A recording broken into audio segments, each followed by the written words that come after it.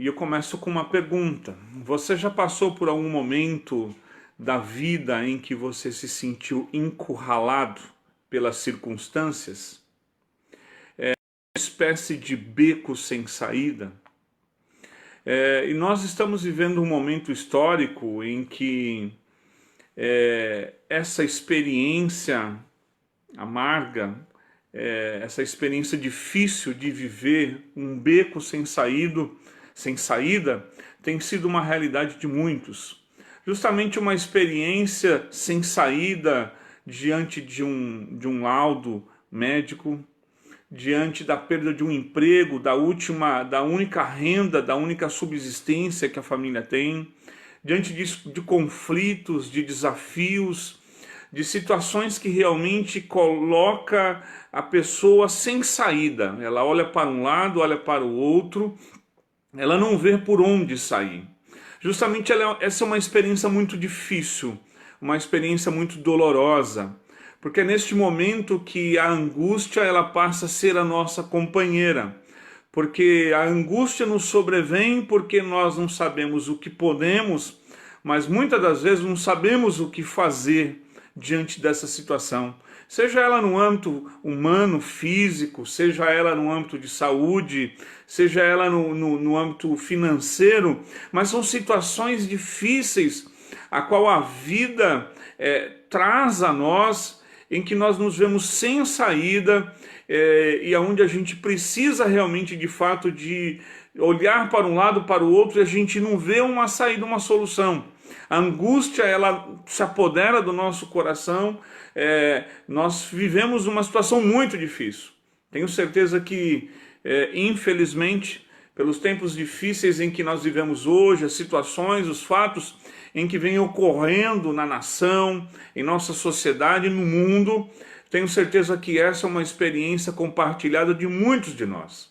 E adiante de uma situação dessa que nós podemos olhar então a palavra de Deus e ter, através da palavra de Deus, a oportunidade de ter lições, de ter recursos, subsídios, para que nós possamos então sair dessa situação. Então nessa manhã nós estaremos visitando a experiência da nação de Israel, em que eles têm um momento em que eles saem do Egito, em que eles são levados numa caravana para de fato entrar na terra de Canaã, uma promessa feita para Abraão, mas eles se veem num momento, nesse processo de libertação, eles se veem num momento em que de fato eles se encontram num beco sem saída. Eles se encontram num momento em que eles tenham configurado diante deles uma experiência que literalmente eles estão sem saída. Porque eles estão numa praia, eles estão ladeados por dois montes, e diante deles eles têm um mar, e atrás deles eles têm a perseguição de Faraó e todo o seu exército.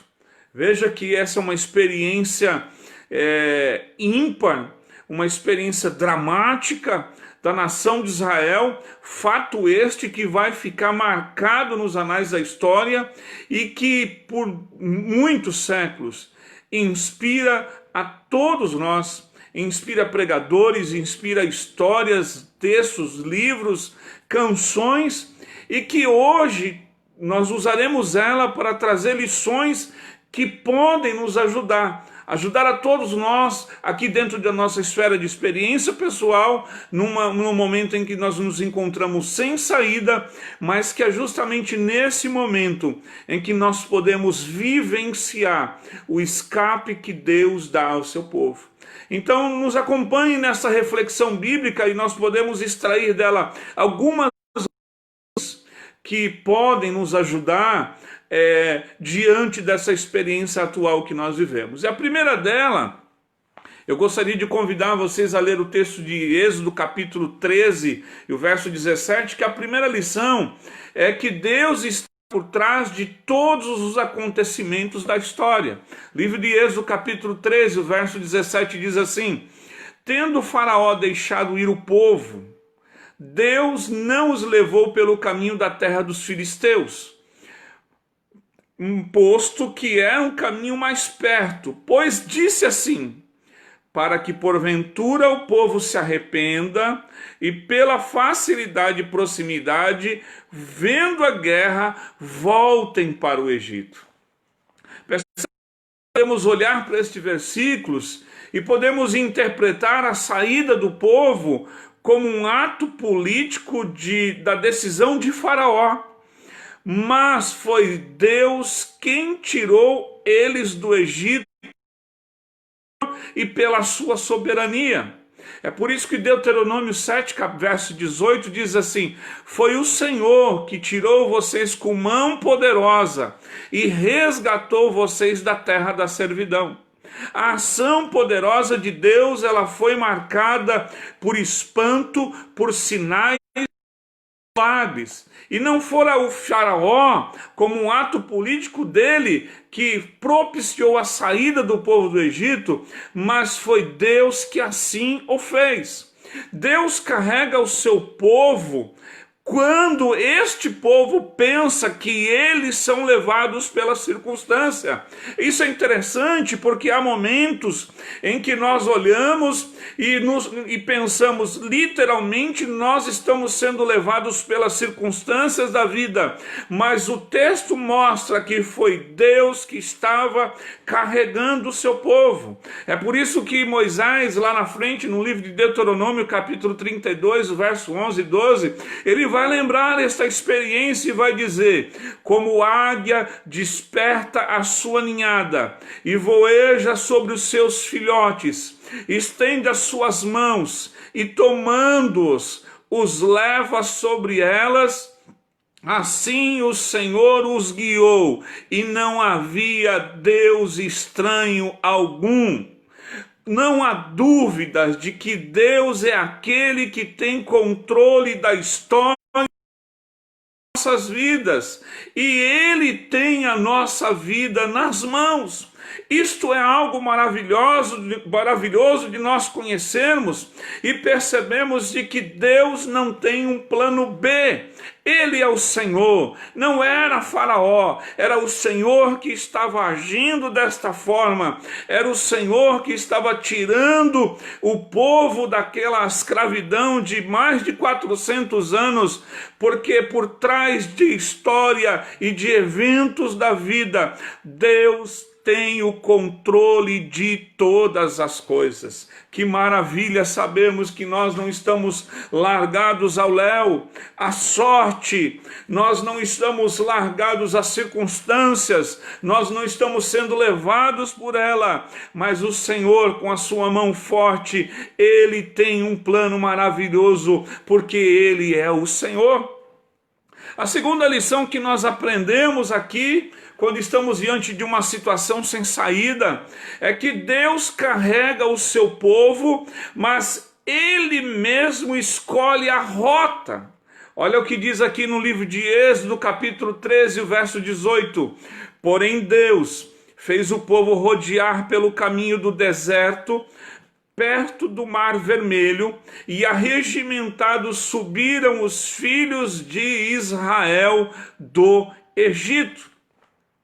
Havia pelo menos 7 alternativas de rota para que eles pudessem ir à terra de Canaã. O caminho mais fácil era a terra dos filisteus, porque tinha uma distância de 240 quilômetros de Canaã.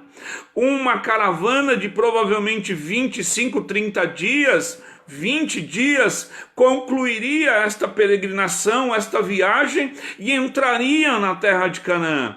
Mas Deus escolhe o caminho do Mar Vermelho. E aqui é interessante porque é essa pergunta que se fazemos a nós mesmos diante de situações da vida. Porque Deus aqui escolheu esta rota. Nós temos algumas sugestões porque Deus escolhe o caminho do Mar Vermelho, sendo este o caminho mais difícil, e porque muitas vezes Deus escolhe alguns caminhos em que nós não temos lógica ou conclusões para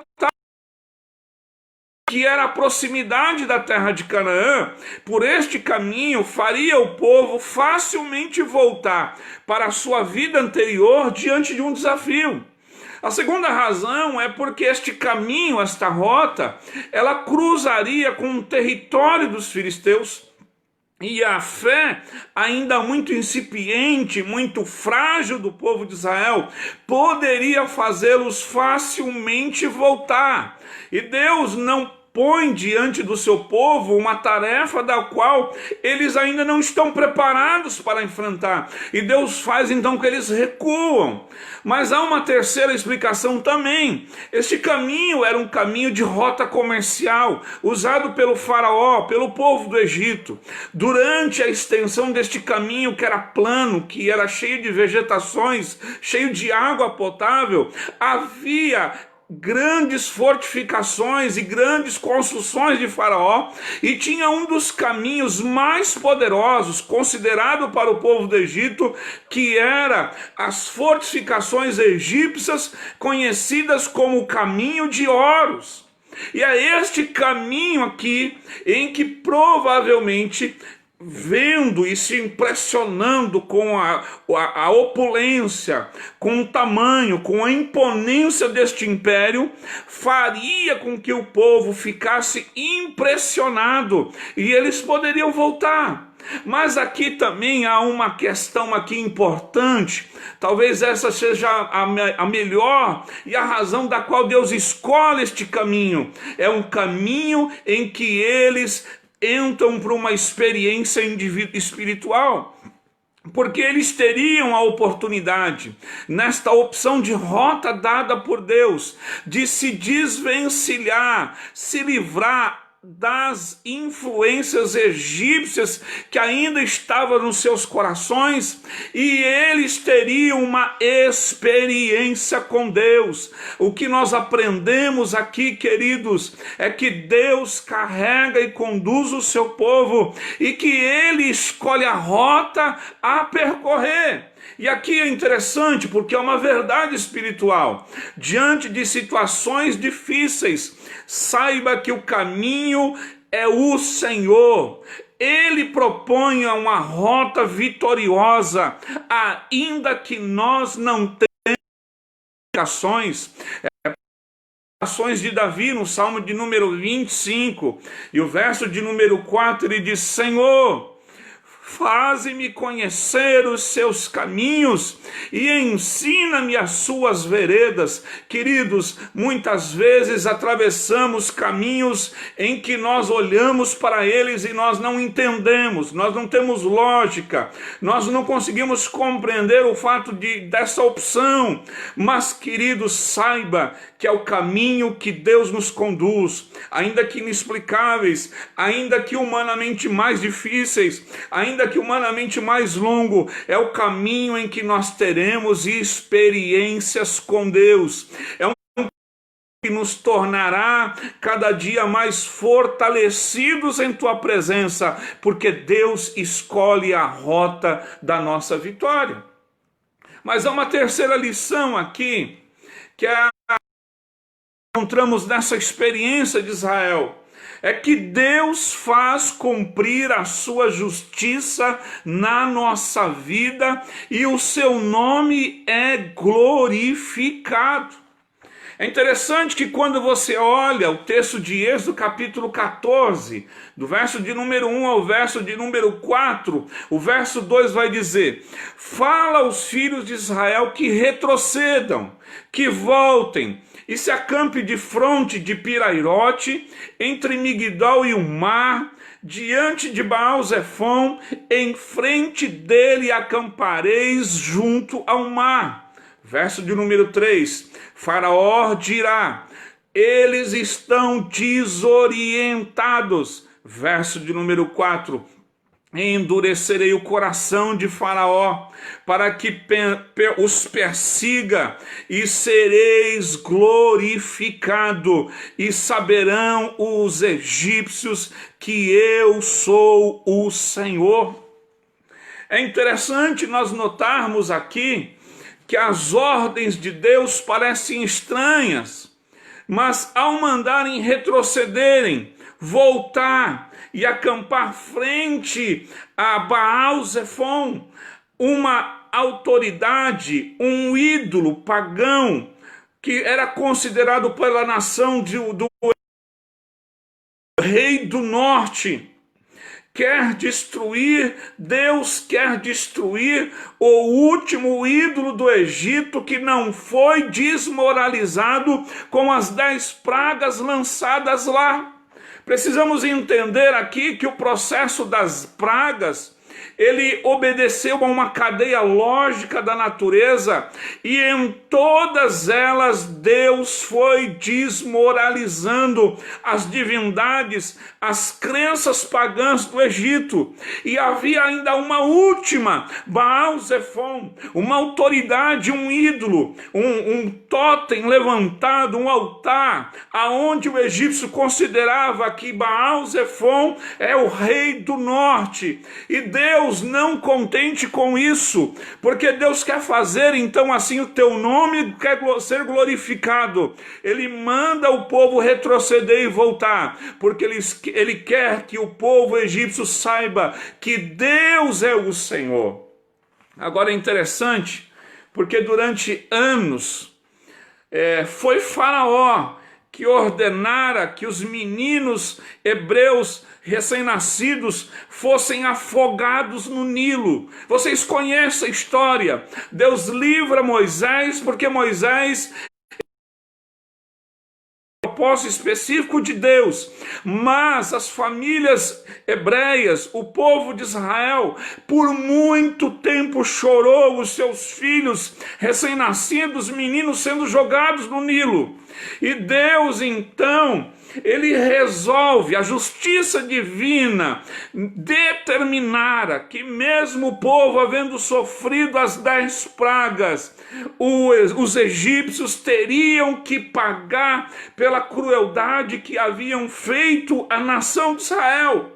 E aqui, queridos, nós temos esta terceira lição que mostra que Deus faz cumprir a sua justiça na nossa vida e o nome dele é glorificado. Interessante a gente notar que Israel foi afugentada e afligida por mais de 400 anos, mas saiu do Egito de cabeça erguida, pois Deus, perante os seus, fez sobressair a justiça e o seu nome glorificado. Sabe uma coisa? Talvez você atravessa meses, dias, anos, por circunstâncias em que você é submetido à humilhação, por circunstâncias em que você é submetido à injustiça, em que você é submetido à aflição, por circunstâncias em que lhe causaram dano, em que feriram a sua alma. Saiba que sobre você, sobre a sua vida, Deus fará sobressair a justiça dele, e o nome dele é glorificado nas nossas vidas. Percebe que não bastou as 10 pragas, Deus requer a justiça de que os egípcios sejam afogados no mar, para fazer sobressair a justiça do seu povo. Este Deus não mudou, ele fará justiça sobre a sua vida, e ele fará o nome dele ser glorificado na sua história.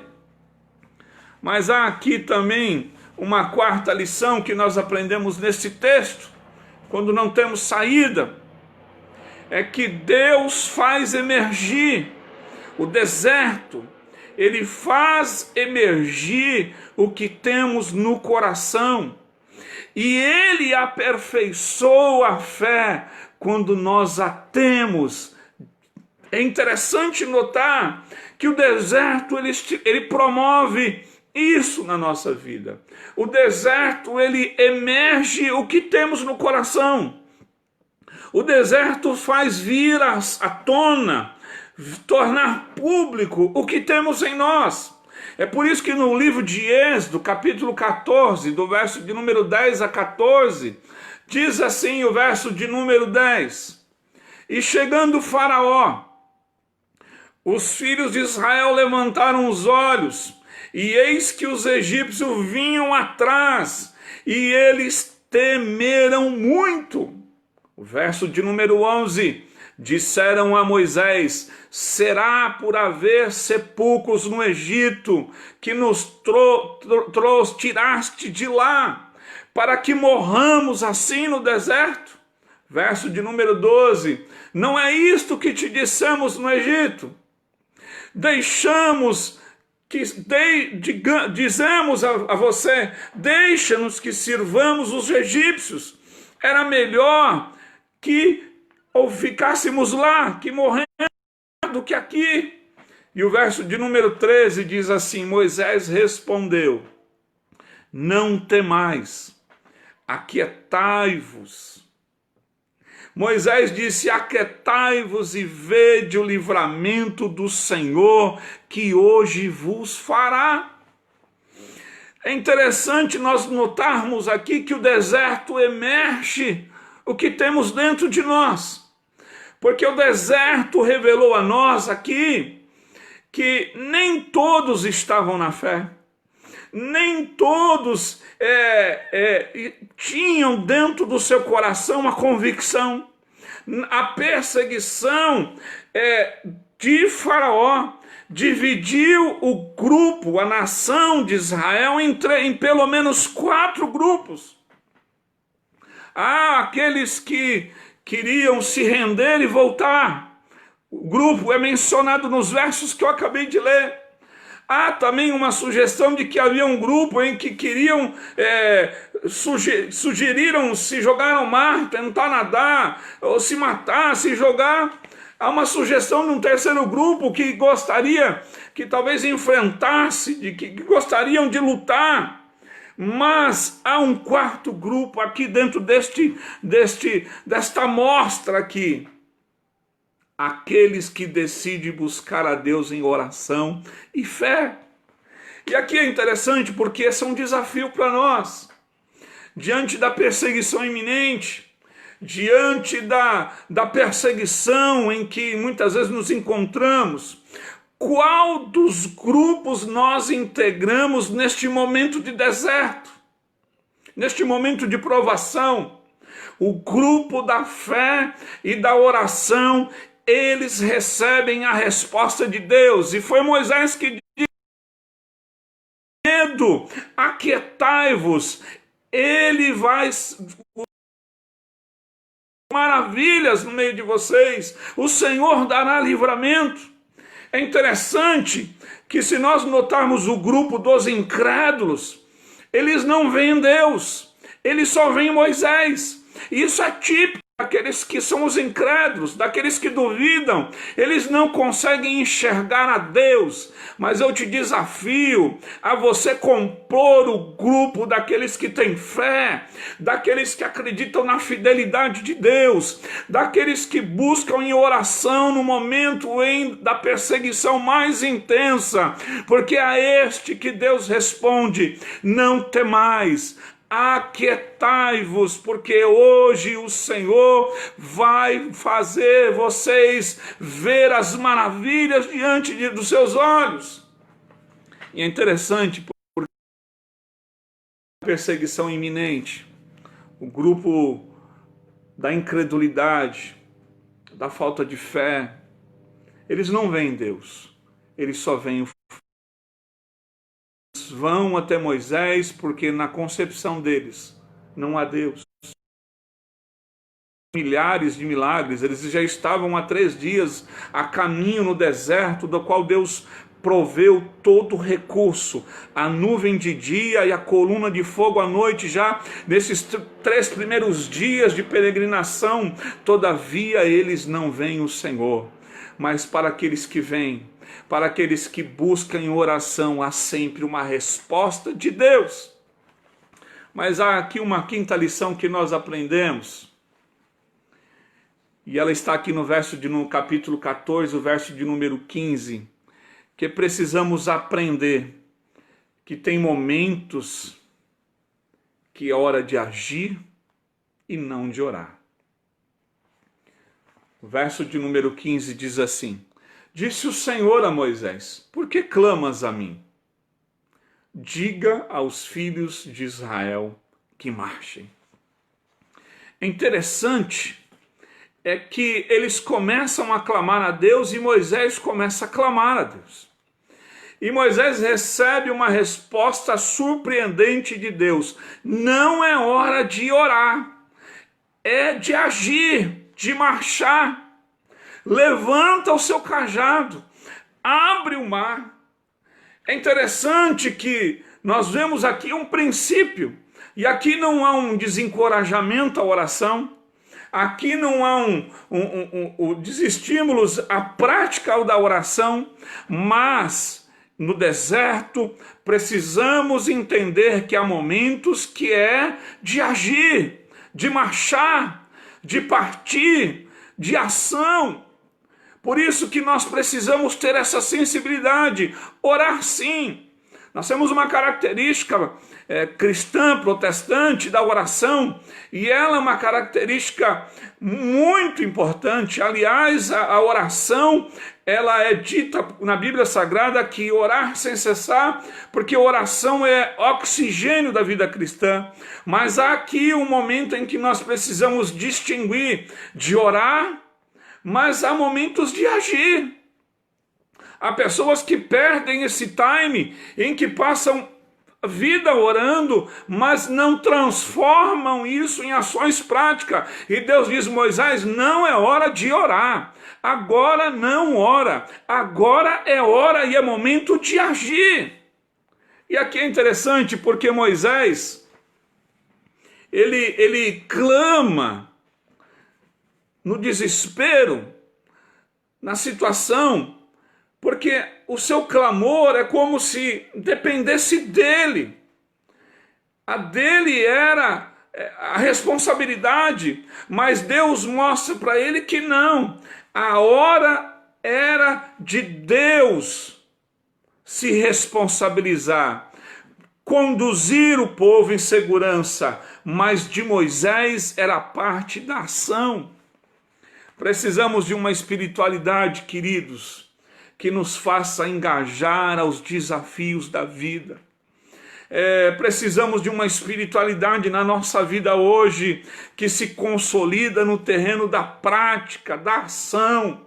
É por isso que Tiago, lá no seu livro, vai dizer: a fé sem obras é morta, porque Tiago não tem uma fé excludente de fé e obras. Precisamos ter fé, mas precisamos ter obra. Muitas vezes a oração nos leva e nos conduz a momento de contemplação, de alimento, mas precisamos adicionar a ação. É interessante que a história, o Talmud, os rabinos, diz que neste momento Deus diz para que Moisés estendesse a sua vara ao mar. E assim Moisés o fez. Só que quando Moisés assim o fez, estendendo a sua vara ao mar, o mar não abriu. Porque é justamente neste momento que Deus quer ver do seu povo a ação prática. Mas é interessante que sempre se levanta alguém em nosso meio que é movido por fé, que é movido por ousadia, que é movido por ação. E foi neste momento que se levanta um homem que posteriormente vai se tornar líder da nação de Judá, da tribo de Judá. O nome dele é Naasson. Ele está lá na genealogia dos ancestrais de Jesus, o livro de Mateus capítulo 1 e o verso 4, o Talmud. Os rabinos dizem que esse homem, ele tinha a sua irmã, que era esposa de Arão, irmão de Moisés. E a história diz, os rabinos dizem, o Talmud, a transmissão oral da lei, diz que Naasson se levanta e sai do meio do povo e vai andando dentro do mar, ao ponto de que a água chega quase ao seu pescoço. E foi neste momento, nesta ação de fé, nesta essa ação ousada de Naasson, que o vento começa a soprar sobre as águas e o mar começa a agir. Queridos, a fé é assim, precisamos agir para ver o mar abrir. Foi por isso que Deus concede a Josué uma experiência muito parecida com essa. Foi quando o povo partiu com o mar e coloca os pés no rio Jordão, que o Jordão abre. Eu te encorajo nesta manhã a você não deixar de orar, mas eu te encorajo nesta manhã a você marchar, a você ir à frente, a você tomar atitude de fé, a você dar passos de coragem, de ousadia, que Deus vai fazer o mar se abrir diante da sua vida. Deus quer que o seu povo marche, é hora de marchar. Mas há aqui a última lição, e aqui eu encerro a nossa reflexão. A última lição que nós vemos aqui, neste povo, é que diante de situações de caos, Deus concede a nós o escape. A situação aqui é dramática mesmo. Livro do Êxodo, capítulo 14, do verso de 19 ao verso de número 22, vai dizer assim, no verso de número 19: Então o anjo de Deus, que ia diante do exército de Israel, se retirou e passou para trás deles. Também a coluna de nuvem se retirou diante deles e se pôs atrás. Verso de número 21. Então Moisés estendeu as mãos sobre o mar, e o Senhor, por um vento oriental que soprou toda aquela noite, fez-se retirar o mar, e o caminho se tornou em terra seca. Nós vemos aqui umas lições e uns princípios espirituais aqui. Diante de situações de caos, Deus concede escape. Deus realizou um milagre através do vento, um fenômeno da natureza, e não de uma forma explicitamente sobrenatural. É interessante que esta ação de Deus, de abrir o mar, Deus fez desta forma porque Deus queria que Faraó se encontrasse na dúvida se era Deus ou se era um fenômeno da natureza. Havia momentos de baixa deste mar, mas não era este.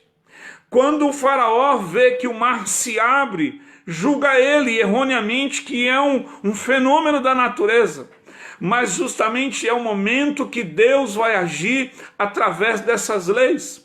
Queridos, todas as pragas lançadas sobre o Egito, elas obedecem uma lei natural das coisas. E Deus usa a natureza para nos fazer enxergar, para mostrar a todos que Ele é o Senhor e Ele detém o controle de tudo.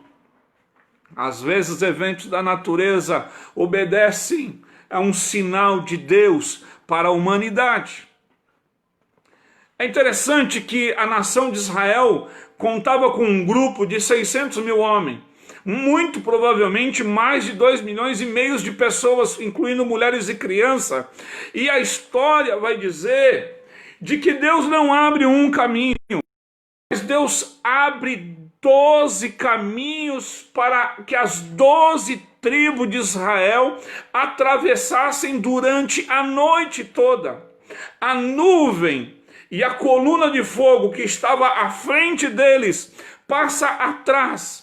Então, desta forma, por mais que Faraó tinha um exército cheio de carros e cavalos, eles não conseguem alcançar o inimigo. E aqui há sempre um princípio de que Deus nos esconde, de que Deus nos protege, de que Deus ele está sempre cuidando do seu povo. E é interessante que no início da manhã, já o amanhecer do dia, Deus envia então uma chuva forte, sobre a tropa egípcia e fez então despreender as rodas das carruagens do faraó. Só então que eles perceberam que era Deus. É por isso que no verso de número 25 do capítulo 14 ele diz assim: fujamos da presença de Israel, porque o Senhor peleja por eles contra o Egito. Queridos, diante do caos iminente, Deus provê o escape para você. E Deus mostra para todos que Deus é por você, que Deus peleja pela sua vida, peleja pela sua causa. É por isso que quando eles se tomaram de conhecimento de que era o Senhor que estava com eles, os seus carros sendo destruídos e a nação de Israel saindo na outra margem, Deus então faz a água submergir, retornar, e todo aquele exército é humilhado diante dos olhos da nação de Israel. É interessante a gente notar aqui, queridos, que quando Deus concede um escape à nossa vida, diante do caos que talvez você se encontre nesta manhã, ao testemunhar um milagre, os israelitas tiveram uma nova percepção, vivenciaram uma nova dimensão do amor e da justiça divina. Deixa eu dizer uma coisa a você: a tua experiência de deserto, ela serve para que você tenha uma vivência, uma nova percepção do amor de Deus pela tua vida. É por isso que nós não conseguimos limitar e reduzir Deus a meia dúzia de refrões, de jargões. A teologia, ela não pode meia dúzia de fórmulas, porque Deus é Deus do impossível. E quando nós atravessamos o deserto, nós temos esta oportunidade de vivenciar uma nova dimensão do amor de Deus para nós. É isso que o deserto traz. E última lição aqui: o milagre tem uma proposta de elevar a nossa percepção humana numa nova dimensão.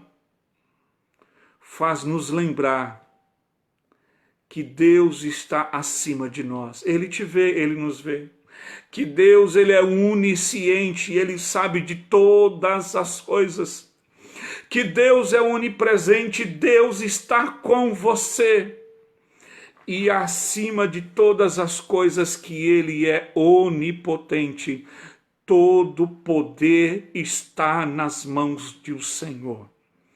Que possamos então nesta manhã guardar esta palavra. Que diante do caos iminente em que você se encontra nesta manhã, você possa ser surpreendido pela expressão de amor e de graça divina sobre a sua vida. Que se abra os mar vermelhos que está diante de você. E você possa vivenciar uma nova dimensão, uma nova relação com Deus.